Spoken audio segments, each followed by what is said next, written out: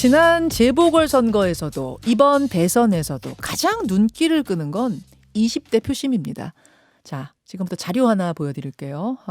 20대 남성 표심과 20대 여성 표심이 이재명 후보, 윤석열 후보 마치 데칼코마니처럼 정확하게 갈렸습니다. 예, 그러니까 20대 남성의 58.7%가 윤석열 후보 지지, 33.8%가 이재명 후보 지지라면 20대 여성은 딱 반대로 58%가 이재명 후보 지지, 36.3%가 윤석열 후보 지지. 예. 자, 표 하나 더 보시죠. 다른 연령과 비교해 보면 이게 얼마나 남녀가 다른 건지를 알 수 있는데요. 다른 연령들은 이렇게 남녀 구분 없이 그냥 비슷해요. 예. 성향이 남녀에 따라서 갈리지 않아요. 그런데 20대는 선명하게 갈립니다.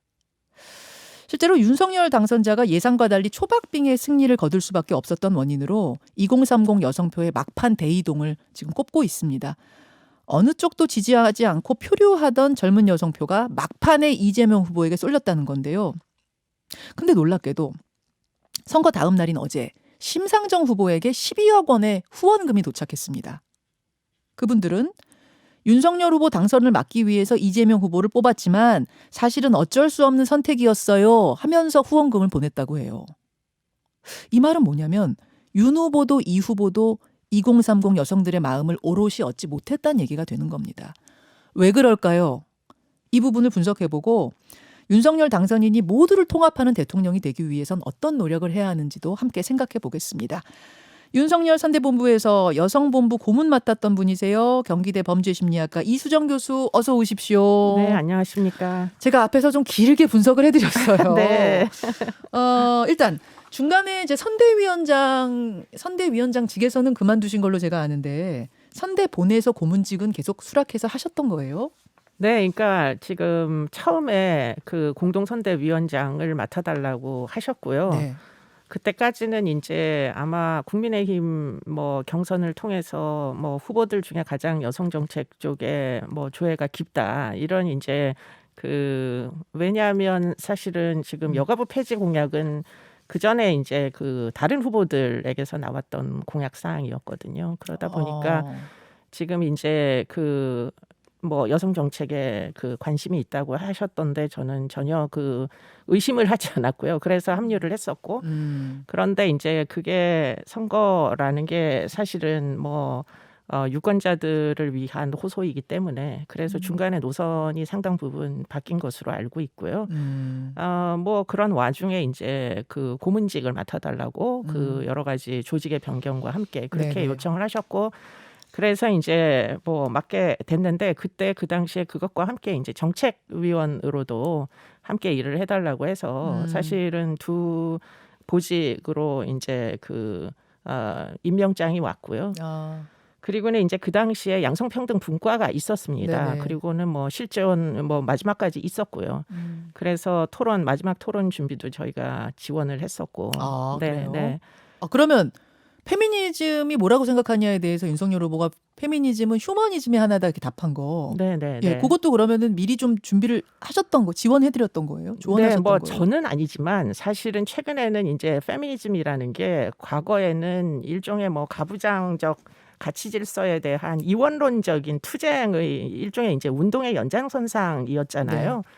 그런데 그 최근에는 사실은 굉장히 다원주의로 갑니다. 그래서 포스트 모던 페미니즘이라는 게 등장을 해서 뭐 어떤 분들은 환경 운동을 하시는 분들도 있고 또 어떤 뭐 분들은 이제 그 아직은 뭐 이 충분히 그 발전하지 못한 국가에 이제 뭐 외국에 나가서 그런 운동을 하시는 분들도 있고 굉장히 다양한 형태로 이 페미니즘이라는 게 분화를 하거든요. 그런 이제 와중에 최근에는 이제 영미권은 뭐 상당히 이제 양성평등이 구현된 국가들에서 네. 결국 페미니즘은 인간이 결국에는 이제 그 중에서도 여성이 휴먼으로 인정을 받기 위한 역사다. 왜냐하면 여성은 참정권조차도 없던 시절이 있었으니까. 그래서 실제로 굉장히 많은 이제 그 연구자들이 네. 그와 같은 주장을 하기 시작했습니다. 최근에 들어서. 아, 그러면 그 당시 그 발언이 나오고 나서 저건 진짜 너무 몰라서 하는 발언 아니야? 막 이런 논란들이 아닙니다. 있었는데 준비가 네. 됐던 거예요? 네, 책 제목이 아. 아예 그런 타이틀로 나온 뭐 아주 유명한 알겠습니다. 서적들이 몇 권 있습니다. 네. 자, 어쨌든 윤석열 후보 당선 축하 인사 먼저 드리고요. 네, 네, 예, 네, 예. 네. 제가 감사할 일인지는 모르겠으나. 아니, 그럼 어쨌든 네. 선대본부에 계셨으니까. 네, 감사합니다. 근데 네. 왜 무난하게 뭐 두 자릿수 승리까지 예측했던 그 예측이 빗나갔는가? 네, 왜 네. 신승을 거뒀는가? 음, 음. 막판에 2030 여성표의 이동을 꼽는 분들이 지금 많으세요. 동의하십니까? 네, 동의합니다. 네, 왜냐하면 지금 조금 전에 보내주셨던 저 표에서도 사실 나온 것처럼 네. 좀 특별한 이제 양상이 그 발견이 됐다. 예. 이건 뭐 부인할 수 없는 사실이기 때문에. 그렇죠. 네, 그래서 지금 20대 이하는 여성들이 남성들에 비하여 이 후보를 거의 2배 정도 지지하고 윤 후보를 지지하지 않는다. 이게 이제 객관적 사실이죠. 이렇게 남녀 표심이 쩍 갈린 연령이 네. 여기밖에 없으니까 우리가 지금 이걸 맞습니다. 특이한 현상으로 보는 건데. 네. 근데 보면요. 선거 레이스 내내 여론조사할 때는 이재명 후보에게도 윤 후보에게도 양쪽에 다 마음을 주지 않았어요. 20대 여성들이. 네. 그럼 왜 일찌감치 그 표가 또 이재명 후보에겐 가지 않았는가? 이것도 의문이에요. 아까 또 뭐 미리 말씀하신 내용 중에 그 이제 정의당에 12억이 모였다. 네. 네. 어제 하루 동안. 네, 그렇습니다. 그런 일은 정의당이 출연한 이후 한 번도 있었던 일이 아닙니다. 네. 그렇기 때문에 하루에 12억의 후원금을 받는 건 정의당 역사에도 없던 일이 일어난 게 바로 이번 대선이거든요. 네. 그러니까 그 이제 여성의 표심을 정확하게 파악을 하셔야 된다. 그리고는 이제 여성 유권자들, 특히 젊은 여성 유권자들이 지금처럼 이렇게 이제 어떤 뭐 자신들의 목소리를 한 번도 제대로 목소리를 낸 적이 없다. 그런데 이번 이제 대선에서만큼은 여성 유권자들이 모두 결집하여 유권자로서의 목소리를 낸 굉장히 뭐 중요한 정치사에 있어서 전 중요한 이벤트였다. 전 개인적으로는 그렇게 생각합니다. 왜냐하면 지금까지 단 한 번도 목소리를 내지 않았던 집단 중에 한 유권자 집단이라고 볼 수도 있기 때문에. 그래요. 네. 그러면은 초반에는 그러면은 이재명 후보도 뭐 여성 뭐 프로그램 가서 인터뷰하기로 했다가 또 그걸 취소하기도 그렇습니다. 하고 약간 네, 그런 것들이 좀 혼선이 있었잖아요. 네, 혼선이 정책에 있었죠. 있어서. 네, 그렇기 네. 때문에 표를 안 줬다가 네. 마지막에 이제 지지하게 된 것이다. 뭐 이렇게 보시는 표의 이동은 그런 식이라는 거예요. 표의 이동이 있었고요. 그런 와중에 이제 그 여성들이 느끼는 범죄 피해에 대한 두려움 이런 것들을 이제 좀 더 뭐 잘 여러 가지 정책으로 지원을 하겠다라는 목소리가 또 영향을 주었던 것으로 보이는데 그럼에 있어서 이제 불꽃 추적전의 박지원 네네. 위원장을 이제 영입한다거나 이런 종류의 이제 구체적 노력들 네. 이런 것들이 아마 뭐 마지막 판에 여성 유권자들의 그 목소리를 이제 생각을 흔든 거 아니냐. 알겠습니다. 네. 자, 이제 이 선거 표에 대한 분석은 지금 이렇게 해봤고 윤석열 후보가 당선되지 않았습니까? 네. 제일 큰 숙제는 국민 통합 아니겠습니까? 네, 그렇죠. 그렇습니다. 뭐 나이, 지역, 성별할 거 없이 하나로 만들어서 이제는 함께 끌고 가야 하는 리더가 된 건데 윤석열 후보에게 여성 정책을 자문해 주시는 자리에 계셨으니까 이제 질문드립니다만 네. 왜 윤 후보는 20대 남성 마음 얻는 데는 성공했는데 20대 여성 마음 얻는 데까지는 가지 못했을까? 왜 실패했는가? 왜라고 보세요? 제가 느낄 때는 지금 이제 윤 후보 측의 그 선거 전략은 사실은 국민의힘의 선거 전략이었습니다. 예. 그렇기 때문에 윤 후보 개인에게 책임을 묻기보다는 상당 부분 이제 이 정당의 색깔에 있어서 지금 상당 부분 일관된 그 노선이 이제 그 선거 과정 중에 계속 일관성을 유지해 왔고요. 그것이 결국에는 어떤 한 방향의 선택을 하게 만든 거 아니냐 이런 생각을 전 개인적으로 갖고 있습니다만 그러나 그럼에도 불구하고 지금 이 선대위에서 네. 여성 정책에 대해서 그러면 없어도 된다고 생각했느냐? 그건 절대 아닌 것이죠.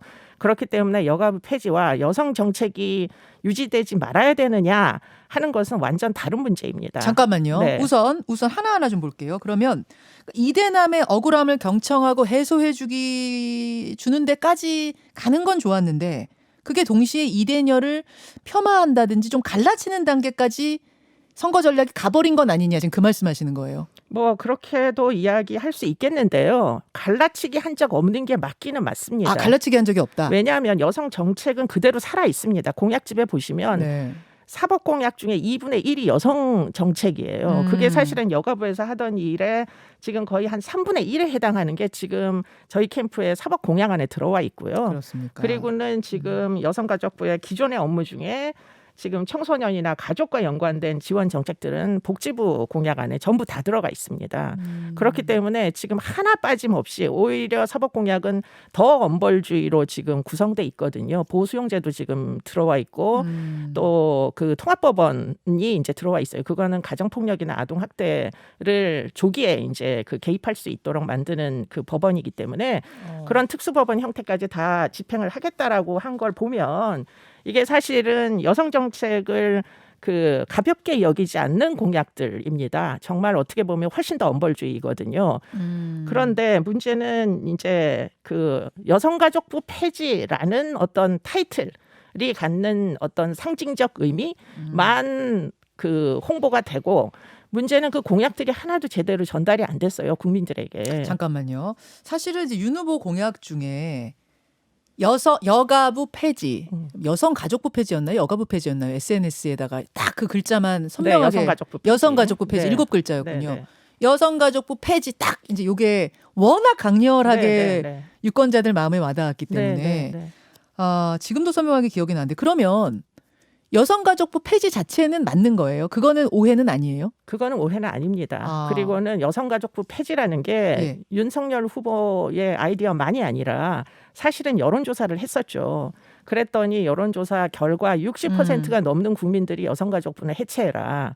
이제 더 이상의 이제 어떤 뭐 반만을 위한 정책이라는 게 유지되는 게 적절치 않은 거 아니냐 더하기 문제는 여성가족부의 원죄가 이제 이유로 다 등장을 했었습니다. 피해자를 대변하지 않는 여성가족부. 그리고는 국민의 이제 세금이 결국 지원 피해자들이나 약자를 보호하라고 지원금을 내려보냈는데 그 중에 일부가 이제 제대로 집행이 안 되고 간접 지원비 중에서 일부 이제 횡령이 의심되는 이런 이제 범죄 사건으로 연루가 되기도 했고 그 당사자는 여전히 국회에 계시기도 하지요. 아직 처벌을 안 받고 그렇기 때문에 그런 모든 것들이 일종의 적폐청산을 하는 이제 어떤 뭐 그 목소리와 함께 여가부의 기존의 관행이 일종의 업보처럼 존재한다는 거예요. 그러면 교수님도 처음에 여성가족부 폐지에 반대한다는 입장이셨던 걸로 제가 아는데. 그렇습니다. 네. 그러면은 지금 여성가족부 폐지라는 공약 앞에 숨어 있는 세 글자가 말하자면 지금의 그런 게 숨어 있는 거. 지금의 여가부 폐지? 네, 지금같이처럼은 안 된다. 그렇게 지금처럼 운영은 안 된다. 네.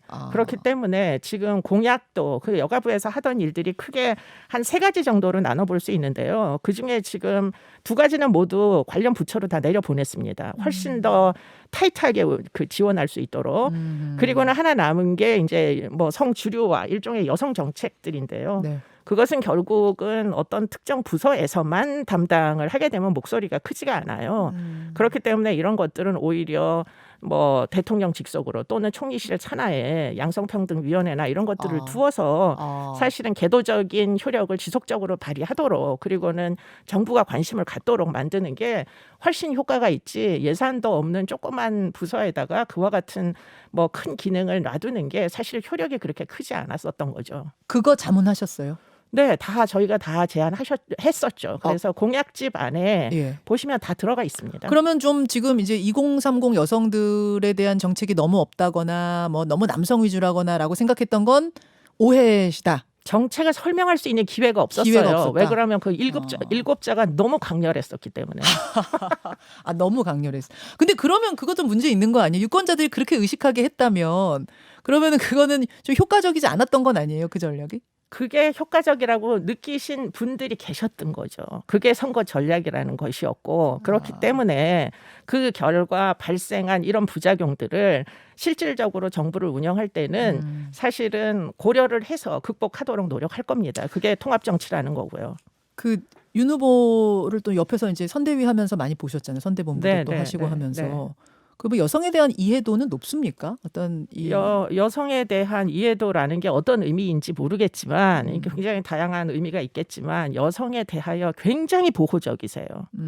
그렇기 때문에 저는 개인적으로 제가 여성이지만 네. 그렇게까지 보호적인 존재로 여성을 간주할 필요는 없다고 저는 느끼는데도 굉장히 보호적이세요. 그렇기 때문에 아마도 사법공약 안에 굉장히 많은 것들이 들어갈 수밖에 없었던 데는 윤 후보의 의견이 반영됐기 때문이라고 저는 생각합니다. 알겠습니다. 어제 뭐 윤석열 당선자도 계속 강조를 하시던 게 국민통합인데 네. 그중에서도 특히 이 젠더 갈등, 뭐 이번에 불거진 게 아니라 그동안에도 계속 있었던 그 젠더 갈등을 해결하기 위해서는 어떤 노력이 좀 필요할까? 왜냐하면 남성도 차별받아서는 안 되고 여성도 차별받아서는 안 되고 네. 어느 한쪽도 억울해해서는 안 되는 상황이니까요. 당연하죠. 네. 함께 안고 가기 위해서 필요한 건 뭐라고 보십니까? 그러니까 지금 남성들이 상대적으로 이제 굉장히 차별받았다라는 인식을 극복하기 위한 지원 정책도 틀림없이 필요합니다. 네. 그러나 그럼으로 인해 가지고 지금 그 사이에 이제 여러 가지 여성들도 역시 여러 가지 어려움이 있었다라는 호소가 제대로 전달이 만일 되지 않았다면 그런 부분에 대해서 새 정부는 좀 더 신경을 써야 할 거고요. 네. 그리고는 제가 제일 지향해야 된다는 건 혐오주의입니다. 특히 온라인상에서 일어나는 혐오주의에 대하여서는 사실은 좀 더 강력하게 어떤 뭐 대응이 필요하다 이런 생각을 합니다. 네, 혐오는 없어져야 될 문화다 이런 말씀. 그 인수위에 혹시 들어가서 뭘 좀 역할을 맡으십니까? 저희가 아직은 전혀 결정이 된 바 없습니다. 이번 주말이 지나야 제안이 온다면 생각해 봐야겠죠. 안 하겠다는 말씀은 안 하시고 네. 역할이 있다면 또 한 번 또 도전해 보실 생각이신 것 같아요. 여기까지 말씀 듣겠습니다. 이수정 교수님, 한 가지 제가 여쭈지 못한 게 있는데 어제 SNS에다가 네. 이제부터는 좀 할만하겠다라고 하면서 심상정 후보에 대해 언급을 하셨어요. 이거 무슨 네. 의미인지 궁금해요. 너무 지금 억울한 입장인 것 같아서 저는 심 후보님의 오래된 지지자이기도 하지만 그러나 사실은 이번 선거에 패한 부분은 사실은 심상정 후보의 끝까지 이제 완주한 이유가 아니거든요. 그것 때문이 아니거든요. 민주당의 패배? 그렇죠. 지금 이제 결국은 이재명 후보를 찍으면서 결국은 지금 뭐 정의당에다가 기부금을 내신 그 뜻을 후원금을 내신 그 뜻을 생각해 보면 이재명 후보의 선거 전략은 성공했다. 그런데 문제는 이재명 후보 자체가 과연 적합한 사람이었는지에 대하여서는 좀 이견이 있습니다. 저 같은 경우에는. 그렇기 때문에 민주당에서 그와 같은 이제 고민들을 이제부터는 아마 하실 거 아닌가 그런 생각을 하게 됩니다. 지금 일부 이재명 후보 지지자들 중에 심상정 후보를 좀 이렇게 막풀을 단다든지 그렇습니다. 지금 공격하는 이런 온라인 문화에 대한 지금 그런 지적입니다. 지적이군요. 네. 알겠습니다. 여기까지 말씀 듣겠습니다. 고맙습니다. 네, 고맙습니다. 김현정의 뉴스쇼는 청취자 여러분의 참여로 이루어집니다. 트위터, 페이스북, 레인보우 게시판, 그리고 단문 50원, 장문 100원의 유료 문자 샵 1212, 우물정 1212 통해 참여하실 수 있습니다. 김현정의 뉴스쇼, 여러분과 함께 만듭니다.